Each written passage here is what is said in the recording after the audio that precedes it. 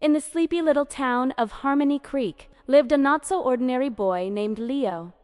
To his friends and teachers, he was just Leo, the kid who always had a pocket full of birdseed and a kind word for every stray cat. But when no one was looking, Leo was something more. He was Captain Compassion, a hero with a secret superpower. He could talk to animals. One sunny afternoon, while doodling in his notebook under the old oak tree in the park, a frantic chirping broke his concentration. A tiny robin, no bigger than his thumb, landed on his shoulder, trembling. "Help!"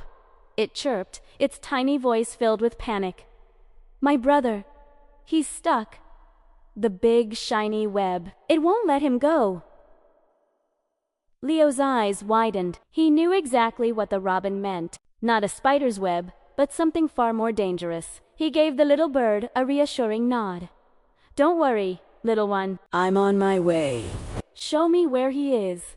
The robin led him past the playground and towards the creek that gave their town its name. There, tangled in a discarded fishing line that glittered cruelly in the sun, was another young robin. It was flapping its wings wildly, but the more it struggled, the tighter the plastic line wrapped around its tiny leg. Leo's heart ached. He approached slowly, speaking in a calm, soothing tone that only the birds could understand. "Easy now. I'm here to help you. Stay as still as you can, my friend." The trapped robin, hearing a voice of kindness instead of a threat, quieted down, its beady eyes fixed on Leo.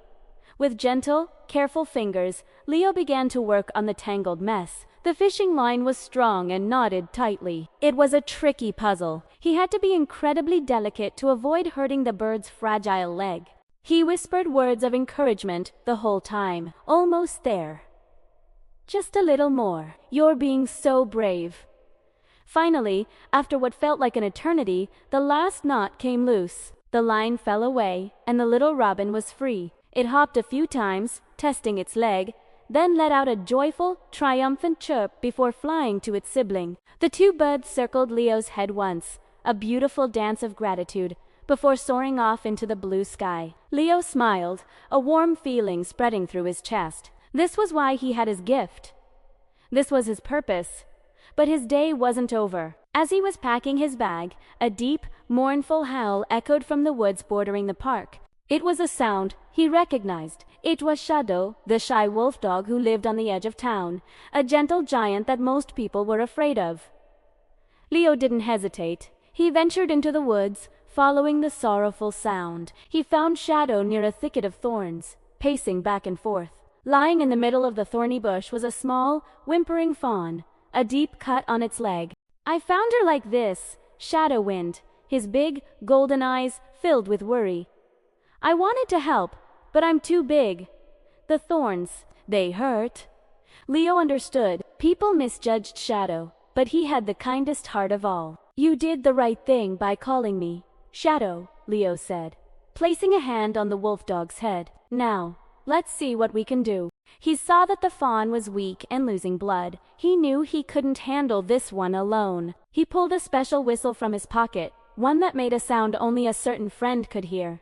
He blew it 3 times. A moment later, a flash of gray and white fur darted through the trees. It was Daisy, the town's cleverest border collie. "Leo?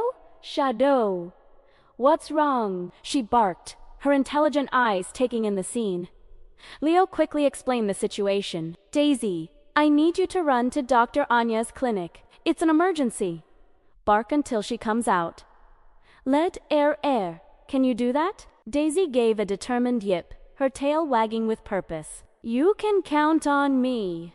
And with that, she was off, a streak of focused energy. While they waited, Leo spoke softly to the fawn. "Don't be scared, the help is coming. You're going to be okay."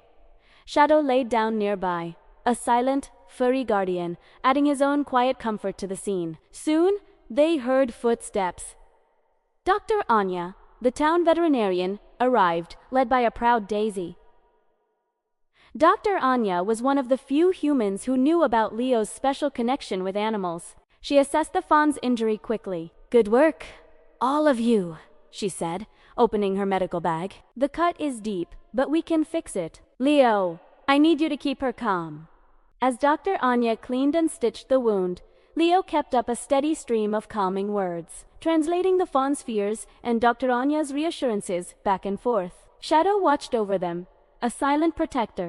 Once the fawn was bandaged, Dr. Anya gave it a small injection to help with the pain and prevent infection. She needs to rest. We'll leave her here for her mother to find. She'll be calling for her soon. As if on cue, a gentle doe appeared at the edge of the clearing, her eyes wide with concern. She saw her baby, safe and cared for, and gave a soft bleat of thanks that Leo understood perfectly. As the sun began to set, casting long shadows through the trees, Leo shed, and Daisy walked with Dr. Anya back to the edge of the park. "You're a real hero, Leo," Dr. Anya said, ruffling his hair. "You and your team?" Leo just smiled. He looked at Shadow, the misunderstood guardian, and Daisy, the speedy messenger. They weren't just animals, they were his friends, his partners. That night, as Leo lay in bed, he could hear the gentle sounds of the town settling down. The crickets chirped their nightly song. A distant owl hooted. And from far away, he heard a single, contented howl from his friend Shadow. He had saved a robin from a plastic trap and helped a fawn with the help of his friends. It was just another day in the life of Captain Compassion. He closed his eyes, knowing that as long as there were animals in need, he would be there, ready to listen and ready to help. Because kindness is a superpower that everyone can have. Thanks for watching our story today. If you believe in the power of kindness, hit that like button and subscribe for more adventures. See you next time.